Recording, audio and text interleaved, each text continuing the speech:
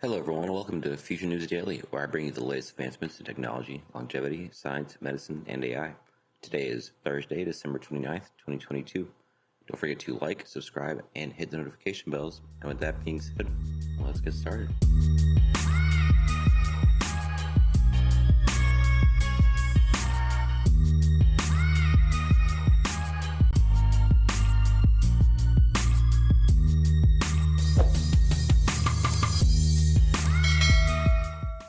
So first up today, new structures to harvest almost a limitless supply of fresh water. So there was someone who was interested in this topic a little early on, maybe a month or two back. So if you're still watching, here you are.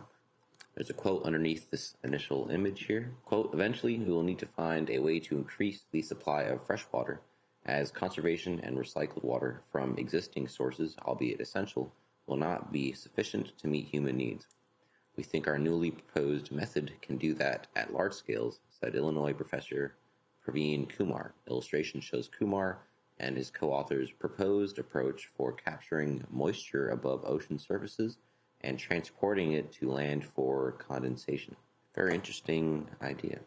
Almost a limitless supply of fresh water exists in the form of water vapor above Earth's oceans, yet remains untapped, according to researchers. A new study from the University of Illinois Urbana campaign is the first to suggest an investment in new infrastructure capable of harvesting oceanic water vapor as a solution to limited supplies of fresh water in various locations around the world. The study evaluated 14 water-stressed locations around the globe for the feasibility of a hypothetical structure capable of capturing water vapor from above the ocean and condensing it into fresh water, and doing so in a manner that will remain feasible in the face of continued climate change. Kumar, graduate student Afifa Rahman, and atmospheric sciences professor Francina Dominguez published their findings today, December 6th, for this article, in the Nature journal Scientific Reports. The study was led by Praveen Kumar, professor of civil and environmental engineering and executive director of the Prairie Research Institute. Here they are right here. Quote, water scarcity is a global problem and hits close to home here in the U.S. regarding the sinking water levels in the Colorado River Basin, which affects the whole western U.S., Kumar said. Quote continues, however, in subtropical regions like the western U.S., nearby oceans are continuously evaporating water because there is enough solar radiation due to the very little cloud coverage throughout the year. Previous wastewater recycling, cloud seeding, and desalination techniques have met only limited success, the researchers said. Though deployed in some areas across the globe, desalination plants face sustainability issues because of the brine and heavy metal-laden wastewater produced. So much so that California has recently rejected measures to add new desalination plants. The researchers performed atmospheric and economic analysis of the placement of hypothetical offshore structures 210 meters in width and 100 meters in height. Through their analysis, the researchers concluded that capturing moisture over the ocean surfaces is feasible for many water-stressed regions worldwide. The estimated water yield of the proposed structures could provide fresh water for large population centers in the subtropics. One of the more robust projections for climate change is that dry regions will get drier, wet areas will get wetter. Quote, the current regions experiencing water scarcity will likely be even drier in the future, exacerbating the problem. And unfortunately, people continue moving to water-limited areas like the southwestern U.S. However, this projection of increasingly arid conditions favors the new ocean vapor harvesting technology. Quote, the climate projections show that the oceanic vapor flux will only increase over time, providing even more freshwater supply, Rahman said. So the idea that we are proposing will be feasible under climate change. This provides a much-needed and effective approach for adaptation to climate change, particularly to vulnerable populations living in arid and semi-arid regions of the world. The researchers said one of the more elegant features of this proposed solution is that it works like the natural water cycle. Quote, the difference is that we can guide where the evaporated water from the ocean goes. When Praveen approached me with this idea, we both wondered why nobody had thought about it before, because it seemed like such an obvious solution, but it hasn't been done before, and I think it is because researchers are so focused on land-based solutions, but our study shows other options do in fact exist. The researcher said this study opens the door for novel infrastructure investments that can effectively address the increasing global scarcity of fresh water. I think this is a very interesting idea.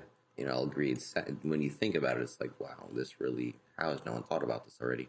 Sometimes that's how it is. Moving on. How doctors are using AI to help prevent blindness.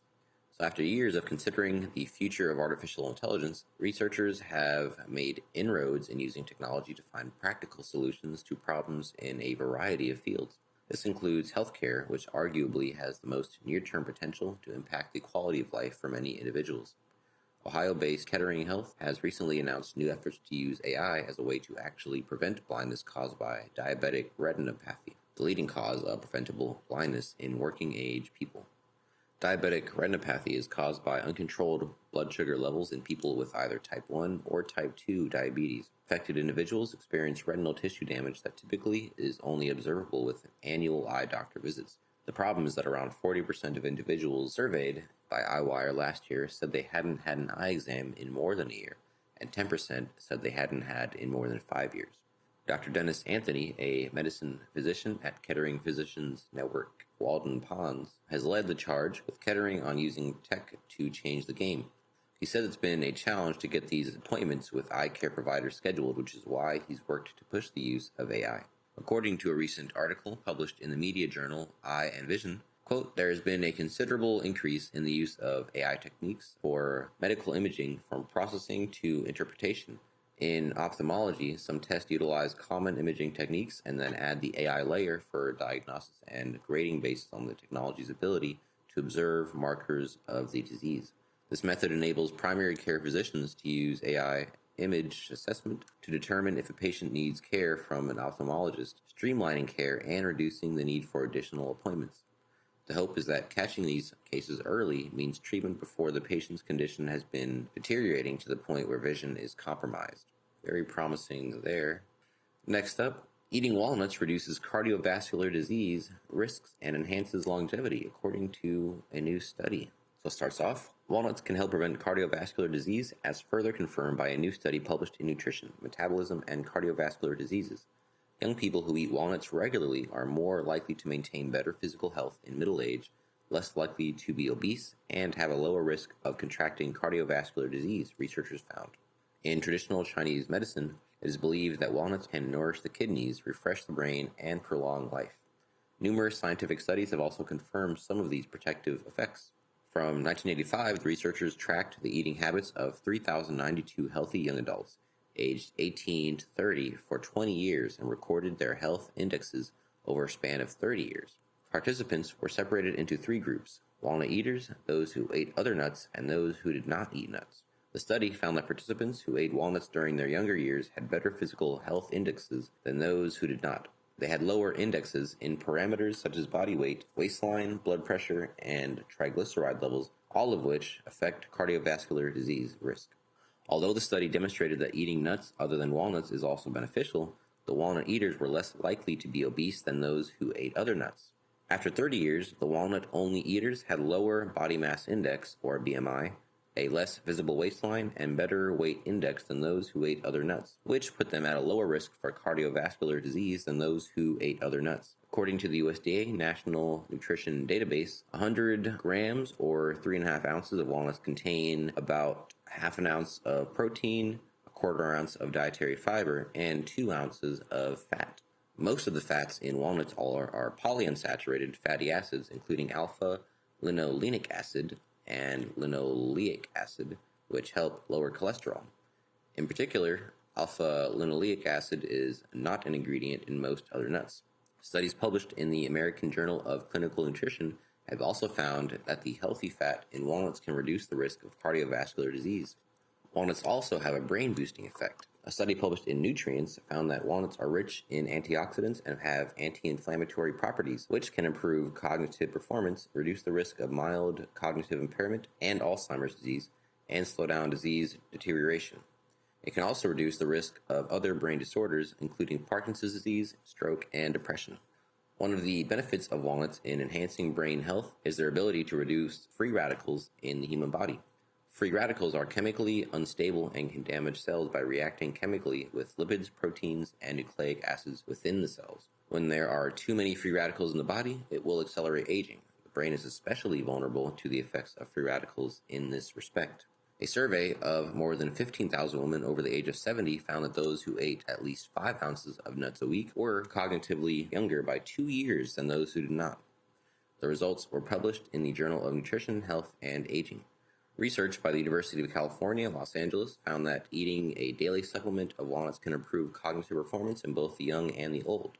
The results have been published in the Journal of Nutrition, Health, and Aging. So a lot of different studies pointing to the same thing. So very peer-reviewed, multiple studies, so I think you can take this one home. There is a lot more to this article. I will cut it there for convenience sake. You can read more if you like, of course, if you want to search this up. But I think the answer is pretty clear here. And next up today, or last up rather, Pig-Turned-Humanlike Livers will help more than 105,000 people waiting for a transplant. So a new process replaces animal cells with humans to regrow the organ. Scientists are in a race against time to perfect a process that transforms pig livers into human organs that could save the 105,000 people waiting for transplants. A team at the Miramatrix laboratory in Minneapolis is working on a method that completely washes away the animal cells in the organ, leaving behind a rubbery honeycomb structure. For those of you looking, there's an image down here that has the washed out honeycomb looking liver. It is very transparent. It looks kind of like a jelly form. It's very strange. Does not look like a human organ. Human liver cells are then oozed back into the liver, filling in the nooks and crannies to restart the organ's functions. Miramatrix plans first of its kind human testing in 2023, so this year, starting with the initial experiment outside of the patient's body. But this all depends on approval from the Food and Drug Administration. The initial experiment would place a pig-turned-human-like liver next to a hospital bed to temporarily filter the blood of someone whose own liver suddenly failed. And if that novel quote-unquote liver assist works, it would be a critical step toward eventually attempting a bioengineered organ transplant. Quote, "It all sounds science fiction-y, but it's going to start somewhere," said Dr. Sandra Florman, a transplant chief at New York's Mount Sinai Hospital, one of several hospitals already planning to participate in the liver assist study. So plenty of places lining up to be able to use this. So very, very good. Good articles today. That is the last article I have for you today. So don't forget, this video is for educational purposes only. I will never recommend any investments, solicit your time or money, attempt to contact you on any other platform, or own any rights to the information within this content. With that being said, thanks for tuning in and happy holidays.